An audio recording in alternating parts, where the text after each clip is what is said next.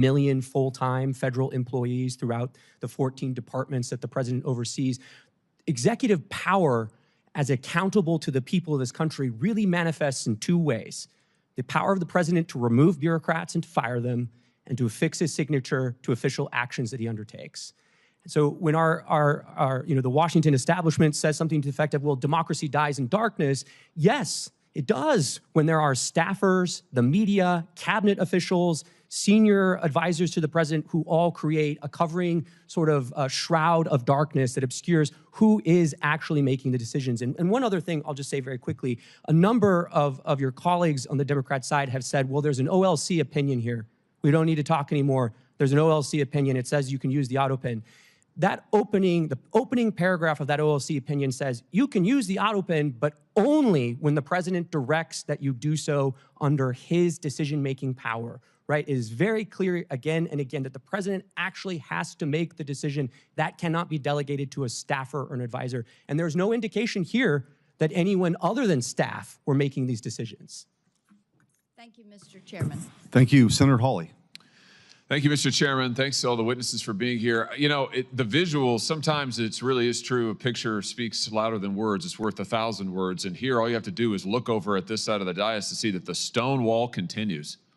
I mean, from the party that lied to this nation for 4 years, let's just take a look at some of the things that our colleagues said on the Democrat side when their own Justice Department was concluding that Joe Biden, who, let's not forget, illegally took classified documents and kept them in his garage, in his freezer. I mean, Lord knows where. He just certainly didn't know. Their own Justice Department interviewed the guy and concluded he could not form the requisite mental state to stand trial. He did not have the mental ability to stand trial. And what did our Democrat colleagues say? Vice President Harris says, oh, no, the way that the Hur report characterized the president is so wrong. The president's demeanor is totally fine. Senator Smith, what the Hur said about the president not remembering his son's death, so unfair. Senator Kaine said this is grandstanding. Senator Fetterman said it's just cheap shots. You had other senators saying, Senator Ossoff in February of 2024, saying, and I quote, I found the president to be sharp, focused, impressive, formidable, and effective. In June 2024, Congressman Jeffries insists Biden was, and I'm quoting again, incredibly strong, forceful, and decisive. Where are they now? They don't want to answer for any of those quotes now. They lied to us for 4 years, and we know they lied. They know they lied. It's why they're not here. They don't want to answer a single question. They can't bear to show their faces in public. And you know what? It's right that they can't do that, because the bill of goods they sold this country, they walked this country right into one of the greatest constitutional crises of our history, And now they are afraid to even show up to admit it. These are people, and this is a party that cannot be trusted with power, that cannot be trusted to tell the truth, the most basic truth. They all changed their tunes after Joe Biden debated President Trump, and the whole world could see he couldn't even form a sentence, that running this guy for president again is a form of elder abuse. My, how they changed their tunes after that. Now they can't even show up in public to talk about it. This is embarrassing. But worse than that, it's dangerous. It is dangerous for this country. Mr. Wold, I want to pick up on something you just said a second ago about the OLC and their opinion as to when an Autopen can be used. Just be clear about this. Autopen means not signed by the person. Autopen is basically push of a button and it gets signed. OLC says only when the president specifically directs it and it is under his direct authority. Do I basically have that right? That's correct, Senator. So based on the facts we know, did that happen in this case with all of the pardons and clemencies and other giveaways that Joe Biden signed? Assuming that the Biden White House complied with sort of traditional practice of presidential administrations and that there was record keeping either from the staff secretary or others, there should be records to indicate either through covering memorandum or briefing books where the president would have signed his signature authorizing this decision. None of that has come forward. That would be very easy to dispel some of these concerns. And I think what we're seeing here is really the Autopen is best understood as a sort of a tool of executive convenience. Hold on just a second. You just said something very important. I want to emphasize that. So what you're saying is that there should be, for every time that Biden authorized the Autopen, there should be a record of that. and he should have had to have registered his personal consent to using the Autopen. Is that basically correct? I think to put it another way, I would say in the policy paper flow to the Oval Office, there should be a record of what documents are presented to the president when he gave his assent to the actions that are listed in those documents, whether it's a judicial nomination or it's a statutory response to Congress. Well, I think the answer is we need to get those documents. And I just say to our friends in the media over here, you guys need to be asking for those documents, and we need to be asking for them, Mr. Chairman. We need to see those documents. And the president, the former president now, can certainly choose to release them. I'm sure they're part of his personal papers, right, Mr. Wold? And that's correct. And the first place to start would be the staff secretary's office under President Biden. Oh, so here's the trail. If you want to know, if you want an answer to the question, did Joe Biden actually assent to the use of the Autopen and you think of all the people he pardoned, he granted clemency to, murderers, drug dealers, child rapists. Let's find out, did he actually authorize it? There should be a record of it, is what we've learned today. Thank you for that testimony, Mr. Wold. There should be a record of it. So this is a binary question. It's not, oh, we don't know, gee, it's hard to say. No, actually, we can find out. So right now, today, I call on President Biden, former President Biden and his staff, release the documents. You have them, you know you have them, release them. If what you did is legal, and if you're really not embarrassed about it, and you think it was totally constitutional, release the paper flow. Show us the documents where the president authorized the use of the pen for every single pardon and clemency and stay application. Let's see it. Let's see all of it. And if you won't do it, we should subpoena those documents, and we should find out the truth of who was really running the White House, because I think we can see it was not Joe Biden. Thank you all for being here today. Mr. Wold, thanks for your testimony. Senator Kennedy. Thank you, Mr. Chairman. Gentlemen, I want to try to separate policy and politics for a second. I know it's hard to do around this place, but I thought Senator Cornyn made a very good point in his opening remarks. I think Senator Schmidt made the same point that the policy here is very important. And I want to ask you your opinion on the policy. Professor, tell me briefly, I know you came to talk about auto pens, but tell me briefly about the 25th Amendment. Well, Senator, the 25th Amendment provides the process by which to implement a principle that's in the original Constitution, which is when the president's unable to exercise the powers and duties of the presidency, somebody else exercises them, starting with the vice president. The 25th Amendment sets up a process by which, if there's a question whether the president is able to do that, the vice president and the heads of the executive departments can temporarily basically put the vice president in as acting president, and then Congress ultimately decides the question. Well, the standard, is it not, Professor? The standard is disability of the president. Is that correct? Unable to exercise the powers and duties. Okay. Yes. Here's what I would like your opinion on, and the opinion of these two gentlemen here. You have all been staffers. You've worked in government. You've had a boss.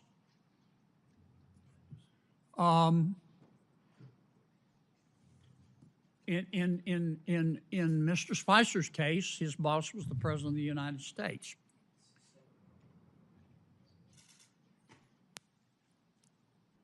Let's suppose the president, you were using your experience as a staffer. You were working for the president, any president. Hypothetically a president. And let's suppose the president started talking like he was from outer space. Let's suppose the president became fatigued very easily. He couldn't finish a sentence without taking a nap. Let's suppose the president, he was just physically in bad shape, mentally and physically. Mentally, he may or may not have, you're not a doctor, neurodegenerative disease, but physically you can see you could bake a Thanksgiving turkey in the time it takes him to walk across the stage. What do you think, as a member of his staff, what do you think is your moral obligation to say, wait a minute, the president can't do the job anymore. I know you're loyal folks. You believe in your president, this president, whichever president. I'm speaking hypothetically. You're loyal. You want to be a good staffer, but you also have a moral obligation. How do you reach that decision, Professor? And I'll go to each of you. Senator, I think the first thing you would have to do in a situation like that is exercise your own judgment. How serious is this problem? Because everybody has moments when they lose focus, it happens. But if somebody thinks this is a really serious problem, I think the first thing to do is the most difficult, which is to say to the president, because the 25th Amendment also provides that the president can say, I'm unable to exercise the powers and duties of my office. And suppose the That president would be extremely says, difficult, but I think it should be look, done. trust me, I can. And it's clear to you that he has neurodegenerative disease and he can't. What do? Do you have a moral obligation as a staff member to go to the American people and say, we've got a problem here, it may cost me my career? Senator, I think at that point you have an obligation to talk to the vice president, who is in charge of the Section 4 process under the 25th Amendment. What about you, Mr. Wald? You have a moral obligation. I understand you want it to go away, you want to work it out with him, but you can't. When does a staffer have a moral obligation to stand up and say he can't be president anymore, she can't be? Well, Senator, the 25th Amendment only works if individual staffers or officers of the United States exercise that kind of moral judgment. That's what I'm asking you. Yeah, so, I mean, I think always, as the professor said, I mean, the presidency is an enormous burden, so it would be not one instance, it would have to be several instances of a failure to exercise judgment. How do you make that decision? You're the staffer, I get it. Yeah, well, I think it begins with prayer, of course, but after that, I think it's conversation with other staffers, and if you're unable to confront the president or to raise the issue with the vice president, you should resign. What about you, Mr. Spicer? Do you stand up and do it and tell the truth and run, or do you have a greater obligation to your boss? Well, luckily I didn't have that problem, but I would say that you have a moral obligation as an American, as a citizen, as a human being. If the leader of the free world cannot conduct themselves to make the decisions that are critical to this country and to the world, you absolutely have a moral obligation to follow the chain of command, and if they don't act, then you must. Do either of you gentlemen disagree with that? Professor? Senator, I think acting means talking to the people who have the responsibility or in a position under the Constitution to do something. You about don't the agree with situation. Mr. Spicer? Senator, I'm not sure exactly what he has in mind, other than talking to the people who can make the decision. I'm just trying to ask.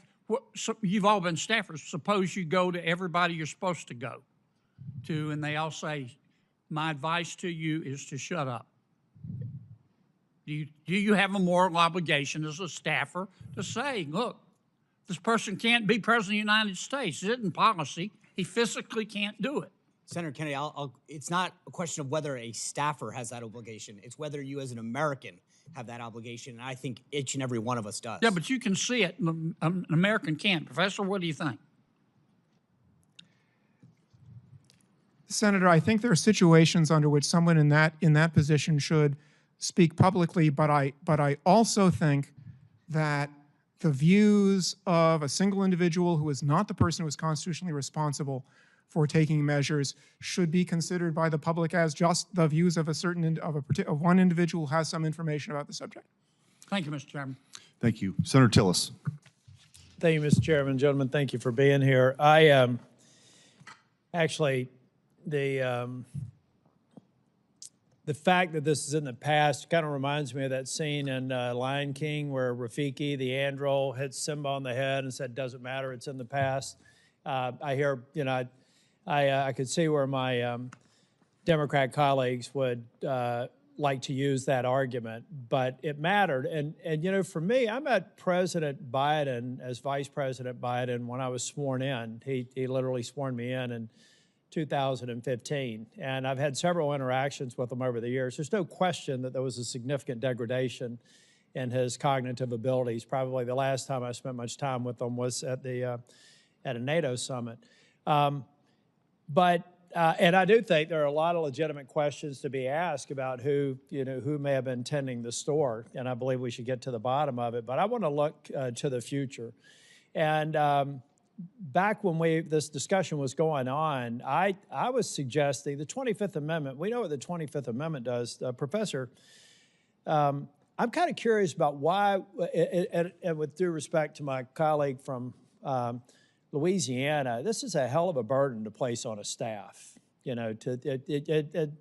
Spicer, you've been in the White House. Can you imagine how heavy that would be and how unlikely it would be for you to be successful as an individual staff member?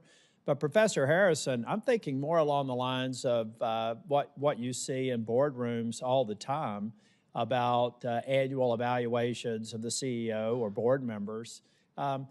What about the concept of something short of triggering the 25th Amendment, where the cabinet members, hand-selected members of the president, confirmed by the Senate, maybe on an annual basis, have to have an attestation that based on their work with the President of the United States, that he is mentally capable, fit, and the same way that we have boards make those decisions about board directors and CEOs. What would be wrong with some sort of a report or attestation to Congress from the cabinet member saying this man or woman is good to go, and it would be it would be perjury to Congress if they ended up covering up and history proved that? What's wrong with something like that as we're looking forward? Senator, I would be, and maybe I am sort of being unduly protective of the independence of the other two branches, but well, that's sort of why I want to leave it in the. That's why I want. All I want is the cabinet to truthfully attest to the fact that their boss is of sound mind and body, and unless they lie, it's not an issue. Senator, it's an Article 2 responsibility to report to Congress like so many other things. What's wrong with that? I think it would be a very good idea for the president to create a process like that. My concern is the thought of Congress making such a process mandatory, especially in light. Well, I'm trying to figure out the consequence, because arguably, I find it hard to believe that there were members of the cabinet that didn't go, you know what, we love this guy, he appointed us to this position, but he's missing a step. And they're refusing to. This is not about any one person. This country, this is about 340 million people in this country. No one of us should think that we should somehow be given a break if we're missing a step. So all I'm saying is you got to report honestly to Congress that the President of the United States, in your opinion, is absolutely demonstrated sound mind and body. It's like no other testimony. It'd be no different than us having them before the committee and say, is the boss okay? And if they lied, they'd be perjuring themselves. So what's the difference between that and some sort of a pro forma report that I'd be willing to subject the current president to, and then we'd have it for all the future presidents? What would be wrong with that?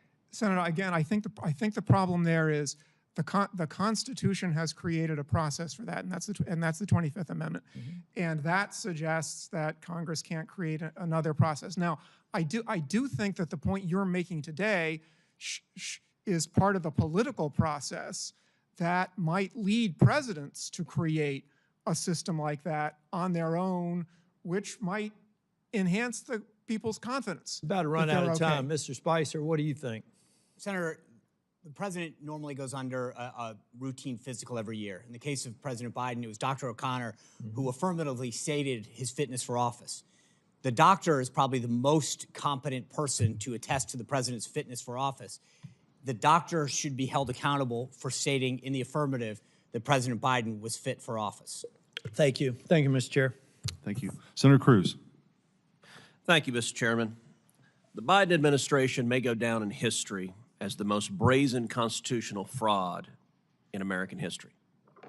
A Potemkin presidency fronted by a failing puppet with staffers behind the scenes pulling the strings. This is not political hyperbole.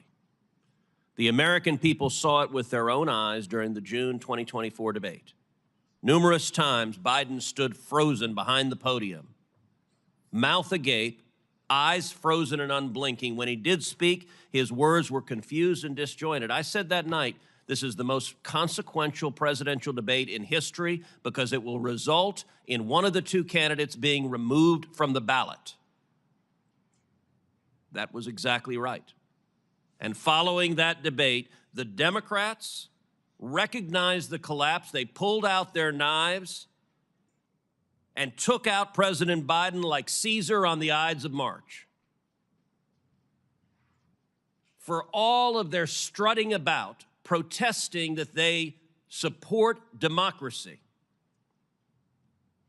not a one of them gave a damn about democracy when they pulled Biden off the ballot and dropped Kamala Harris in without a single Democrat primary voter voting for him. And you know what? Not a single Democrat is here today because not a single one of them gives a damn about the fact that they lied to the American people for 4 years. They knew. Every one of them knew that Joe Biden was mentally not competent to do the job. The White House press secretary, she knew when she stood in front of the American people and lied over and over and over again. And they're not here because they can't defend themselves. It wasn't a surprise. For 4 years, the White House hid President Biden from Republican senators, would not let him meet with us. He served 40 years in this body. We all know him. And they deliberately lied. And by the way, Jake Tapper had a bombshell book exposing the incredible scandal that Biden's mental decline was covered up by Jake Tapper. There's a Yiddish word, chutzpah. And that truly is chutzpah. How dare we lie and cover up what we all knew? Now, I have been asked literally 1,000 times by Texans, who was running the country? And I'm going to give you the most terrifying answer. I don't know. I genuinely don't know. And not a single Democrat here cares. The most telling proof of Biden's decline came with the signature of the president, the symbol of executive authority that was outsourced to a machine. Mr. Wold, you're a lawyer who served in the White House counsel's office. You understand the gravity of presidential action. Does the president's signature carry legal and constitutional weight under Article 2? Yes. Is the act of signing an executive order or signing a law or granting a pardon a delegable duty of the president? So in that opinion in 2005 from OLC, they said essentially that an Autopen could be used by a subordinate, but the president's determination as to sign the document can never be delegated. Can that authority be transferred to a staffer or a machine without the president's explicit authorization? Never. And if you look at the statistics are stunning. In 2021, President Biden issued 78 executive orders. None were signed with an Autopen. That first year of the presidency, Biden, I suppose, was relatively lucid, and 78 executive orders he signed by hand. The second year, however, we see the Autopen emerge. The first Autopen executive order was issued on July 15th, 2022. After that day, 100% of the executive orders issued in 2022 were signed by an Autopen. In 2023, Biden issued 24 executive orders. 16 were Autopenned. In 2024, Biden issued 19. 14 were Autopenned. In 2025, Biden issued 14 executive orders. Every single one was Autopenned. Mr. Wald, let me ask you as a legal matter, if there's a law that's passed both houses of Congress and it goes to the White House, and a staffer Autopens signing that law without the president's authorization, is that law legally passed and signed into law? No. If an executive order is issued and a staffer Autopens it without the president's authorization, is that executive order legally binding? No. And if a pardon is issued from the President of the United States and a staffer Autopens it without the president's authorization, is that pardon legally binding? No. Under the Biden White House, the ceremonial song, Hail to the Chief, was effectively replaced with Hail to the Pen. And it was an outright assault on democracy. And every reporter covering this ought to ask, why doesn't a Democrat care? We heard about the moral responsibilities of a staffer. How about an elected senator who knows damn well that if we get into a war and Iran is preparing to fire a nuclear weapon at the United States, that the commander-in-chief is busy playing with his Jell-O and is not competent to defend ourselves? And every member of the cabinet, the chief of staff, the press secretary, and the members of Congress who lied about this on a daily basis with the press's complicity, they are all responsible for subverting democracy. Senator Cornyn. Professor Harrison, we've talked about the mechanics of the 25th Amendment whereby an incapacitated president would be removed. But it strikes me that ultimately it happened, albeit not before the end of President Biden's full term. What we saw happen after the disastrous debate in the summer of 2024 is basically an exercise of the powers of the 25th Amendment by the political elites in the Democratic Party to get President Biden not to run again and to substitute Kamala Harris for him as the Democratic nominee for president. So, Mr. Spicer, maybe the mechanics were a little bit different. Maybe the timing was not the same, but doesn't that demonstrate the capacity of the leadership of the Democratic Party, of the Biden family, of the senior staff and the president's administration to be able to convince the president that he no longer was capable of serving and needed to step down? Senator, the left and their friends in the media like to throw around terms like threats to democracy, constitutional crisis. And if we don't have confidence in the leader of the free world making decisions, that truly is the definition of a constitutional crisis and a threat to democracy. So for all of these folks to stand up here and use those phrases over and over again and then not have the desire to show up, to understand what's happening, to stand up at the time, as we discussed earlier, whether it was a staffer or a cabinet member, to literally avoid going to the Oval Office. And in the case of the media, to avoid the questions that were so clearly obvious to the rest of America, shows that they were more concerned with power and preserving that power and an agenda than they were at really caring about the Constitution and democracy. I agree that that is the clear conclusion. And obviously they decided to do it only at such a time as that ability to wield power was coming to an end.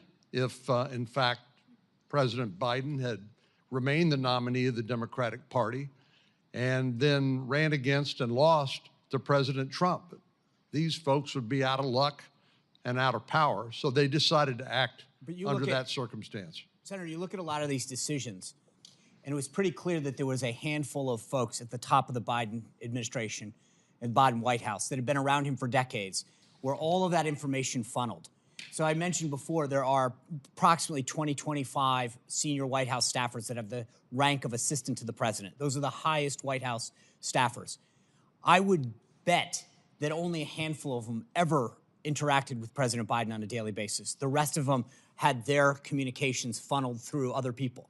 If the press secretary, the communications director, whose job it is to speak on behalf of the principal in lieu of them being able to talk or communicate, don't have access to those individuals at the senior-most level, then what good are they? And I would argue that while many times we heard people in the press and on the left accuse the Trump White House of quote-unquote lying, for them to go out there and talk about the president's stance on issues, what President Biden thought or didn't think on a personnel issue, a policy issue, when in fact they had never spoken to him, is in fact the epitome of lying. One of the most consequential actions or inactions of the Biden presidency during 4 years was his failures to secure our southern border and to deal with illegal immigration. I have in my hand examples of the Biden immigration proclamations and executive orders, and there are a lot of them, as you know. They also include things like granting temporary protected status to large populations of immigrants, particularly from countries in Central America, rescinding Trump administration policies when it came to enforcing our laws at the border, granting parole, which is essentially a permission slip to enter the country in a way that would otherwise be illegal. And Mr. Chairman, I'd ask unanimous consent that this document be made part of the record as an example of the sort of consequential border security and immigration-related measures that President Biden purported to sign. Without objection.